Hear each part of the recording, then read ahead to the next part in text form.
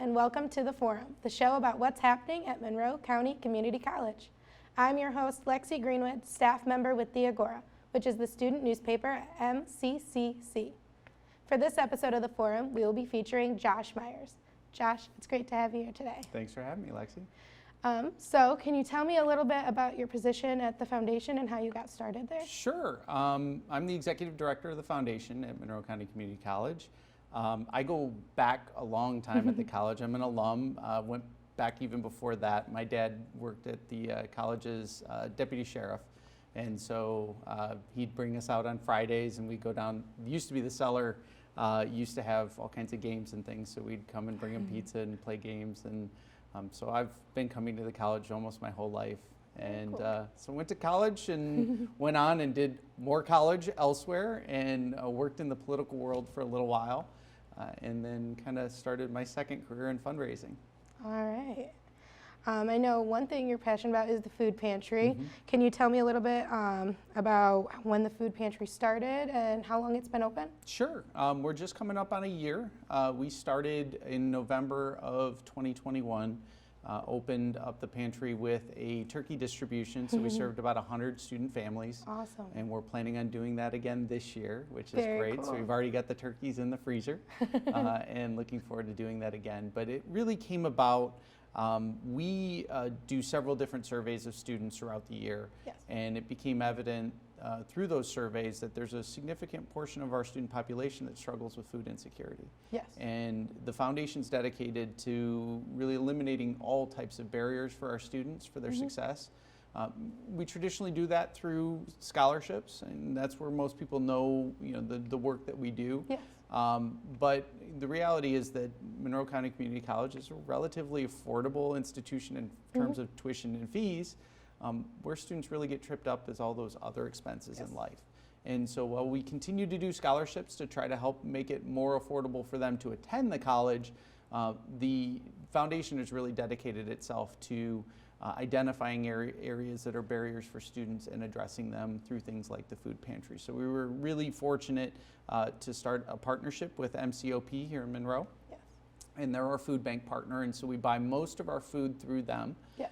And they supply it at a very, very small cost to us, and then we provide it to our students. We had several donors step forward and fund that directly, including a family here in town who named it Hex Market. There was an old market in downtown Monroe named Hex Market that isn't there anymore, but as a tribute to their grandparents, they wanted to carry that name on through our food pantry, and we were really That's thrilled awesome. to do that. I know you mentioned the food insecurity. How do you establish that that's a need for somebody, and how do they? Yeah, and actually we're getting ready to redo the survey that really was the primary evidence for us that provided that data, called the Student Financial Wellness Survey. So any students watching, that's a survey that'll come out. We do offer opportunities for gift cards to try to incentivize students to participate. But it showed that about a third of our students have some level of food insecurity. Yes. And so that was a very clear indicator that there's a significant portion that needs help. And so we not only try to stock the food pantry with items that we think are well suited for students, things that are quick grab and go, but we also recognize a lot of our students are families. And so we provide ingredients for them to provide nutritious meals, and we try to give them other items that we can get our hands on for things like diapers, toilet paper, paper towels, cleaning products. Really whatever we can get our hands on through the store, through different vendors that we use, Right. to try to help students, wherever their need might lie. Absolutely. And then where can the pantry be located for students if they need to find it? Great question. The pantry is located just off the dining hall in the Warwick Student Administration. I just changed the name of the building, so I Yes. keep forgetting it. The Warwick Student Center, the S building now. It used to be known as the A building, but it's off the dining hall. And anyone that wants to have us open it, they can either come to the foundation office, which is right outside of the dining hall, or they can, there's an email on the website. I believe it's foodpantry@monroeccc.edu, but they can email that and set up a time for us to come and open it. And we try to make it available at all times during the day. If there's a student that has class at the end of the day, What we encourage them to do is come in, pick out what they need while we're open during the workday. Yep. We have refrigerators and freezers that they can store it while they're in class, and at the end of the day, they can come and pick up their food. Awesome.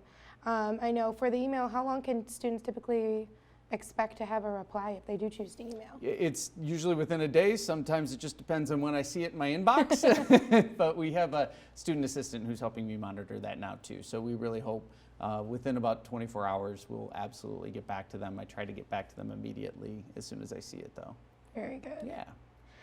Now, for students, I know sometimes asking for help can be hard. If they want to remain anonymous or might be worried about asking for help, is there a way for them to kind of have a discreet way to ask for help? That's a really great question, because we do try to make sure that this is a dignified experience for students, and that we're one of the efforts that we're trying to undertake is to destigmatize hunger, because it's really at no fault of the student that they're hungry, right? So we want to make it as easy as possible and as anonymous as possible. And so when a student checks in, if they don't, for just logistical reasons, if they don't want to carry grocery bags throughout the campus, or if they want to, kind of have a more understated experience, we're located right off of the loading dock, and so we usually just take the groceries and put it out on the loading dock. They can back up into that alley, pick up their groceries, and go on their way. Well, that's awesome.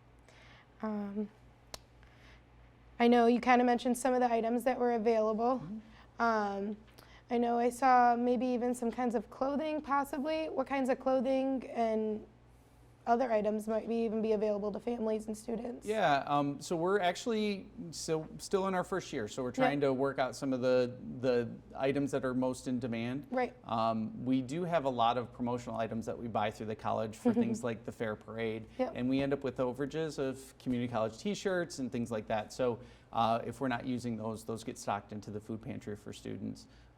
My wife and I know we have 4 kids, so we buy a lot of kids' clothes. When we see things on sale like kids' underwear, we'll stock that. I know there are some people who like to stock laundry detergent, toothbrush, toothpaste, soap, things like that. And so it's really, and we take suggestions from students too. If they want to email and say, hey, I have a gluten allergy, can you get some gluten-free products? We try to provide that as well. But over the next year, I expect we'll be expanding the food pantry, giving us more shelf space to be able to expand the different types of items that we offer. That's great. And then is there a limit to what a student can take if they come in? No, we don't limit the students. The guidance I give most students is take what you need from a week and then come back next week. Absolutely. That's just kind of an easy, but we don't actually tell them, no, you can only have one bag, can of green beans or whatever it is, and we've never had a problem. That's great. And then I know you mentioned already that the holiday season, you're going to be handing out turkeys again. Do you know when that's going to start happening yet? And this is a great partnership, not only with MCOP, who's an extraordinary partner in helping us with that, but actually our staff at MCCC is planning a fundraiser to help offset the cost for that food drive. And so students watch your email because we'll send out a notice that says, hey, if you want to pre-register for a turkey dinner, let us know.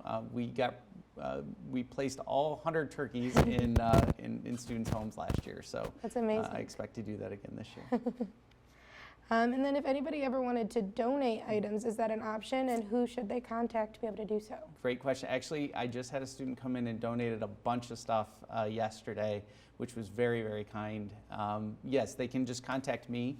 And you can find my email address on our website at monroeccc.edu/foundation. And they can just, there's a list actually of items that we really do need to source that we don't get through our food bank partners. Right. So things like green beans, we can get green Tons beans of for a them. very, very cheap price. Things like toilet paper, tissue paper, things like that, very, very hard to get our hands on. So, there's a list of things that we would love for assistance if someone wants to donate.